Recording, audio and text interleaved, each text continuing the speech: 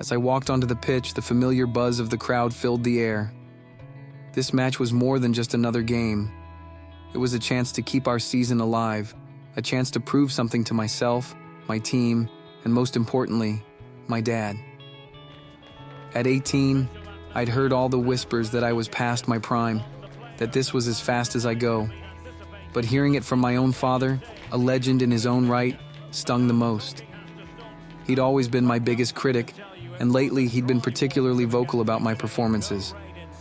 As the captain of Nottingham County, it was my responsibility to lead the team, not just with words, but with actions.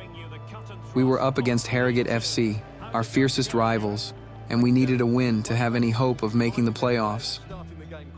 The tension was thick, and every player knew what was at stake. The game was a tough battle from the start. Both sides were cautious, knowing that one mistake could end the match. As minutes turned into hours, the scoreboard remained stubbornly at 0-0. It felt like every second was ticking away our hopes. My legs felt heavy, but I pushed through, drawing on every ounce of experience and determination I had. Then, in the final moments, we won the ball. I could see the look of determination on my teammates' faces, knowing this could be our last chance. I nodded to our midfielder, signaling my intent.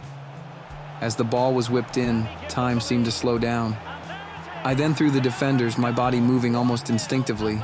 The connection was perfect. The ball flew past the goalkeeper and into the back of the net, 1-0. The roar of the crowd was deafening, a sound that echoed through the stadium and settled in my chest. As I stood there catching my breath, the weight of the moment hit me. We had done it. We had kept our playoff dreams alive. But more than that, I felt a surge of personal vindication. I had proven, at least for today, that I still had what it takes. As I walked onto the pitch, the atmosphere was electric. This was the match that would decide our season. A win would put us into the playoffs, anything less, and we'd miss out by a single point.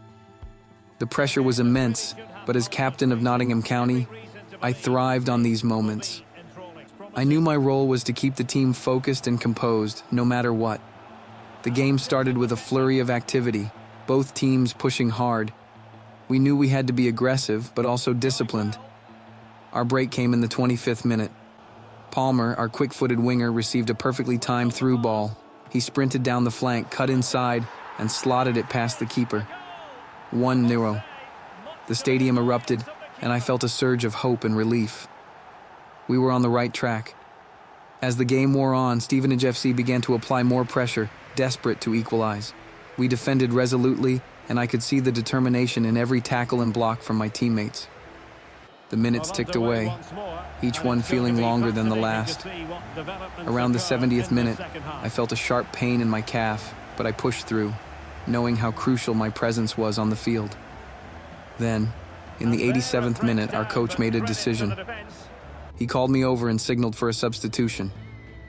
I wanted to argue, to stay and see the game through, but he was concerned about my injury worsening. Reluctantly, I nodded and jogged off, the crowd giving a supportive cheer. Watching from the sidelines, I felt a mix of helplessness and anxiety. With just minutes left, Westlake launched one final assault. In the 90th minute, they found a breakthrough. A cross into the box, a scramble, and suddenly the ball was in our net. 1-1. The sinking feeling in my stomach was instant. We were running out of time and a draw wouldn't be enough. As the final whistle blew, the realization hit like a punch. 1-1. 1 point short. Our playoff hopes were dashed in the cruelest of ways. The disappointment was palpable, not just for me, but for every player, coach, and fan in the stadium. We had come so close, and yet it wasn't enough. The disappointment of missing the playoffs was still fresh. As a professional football player, the sting of falling short by just a single point lingered, a harsh reminder of how unforgiving the game could be. After months of grueling training and relentless matches, our season had ended in heartbreak. I found myself in a strange state of limbo, needing to clear my head and find solace in the game I loved. Returning to my hometown, a small city where football was more than just a sport, felt like the right move. This place held my earliest memories of the game, where it all began. As a kid, I spent countless hours playing street football with friends, honing my skills on the rough asphalt and against the walls of old buildings. Here, the game was raw and pure, driven by passion rather than the pressures of professional expectations. One evening, as I walked through the familiar streets, I heard the unmistakable sounds of a game in progress, laughter, shouts, and the rhythmic thud of a ball being kicked. Drawn by the memories, I made my way to the source, a makeshift pitch in an empty lot, surrounded by faded graffiti and worn-down fences. A group of kids and young adults were playing, their faces alight with joy and competitive spirit. Without hesitation, I approached them. Some recognized me, their eyes widening in surprise. "Hey, mind if I join?" I asked, a grin spreading across my face. There was a moment of stunned silence, then they welcomed me into the game with enthusiasm. It felt like stepping back in time, the simplicity of the moment washing over me. As we played, I felt a sense of freedom I hadn't experienced in a long time. There were no coaches, no tactics, no pressure, just the ball and the love of the game. The kids were skilled, their movements fluid and instinctive, reminding me of why I fell in love with football in the first place. We played until the sun dipped below the horizon, the air cooling as the day turned to night. As I left that night, I felt lighter, my spirit rejuvenated. The road ahead was still uncertain, but I knew one thing for sure. Football, in its simplest form, was my true passion. Whether on a grand stadium stage or a humble street pitch, the essence of the game remained the same.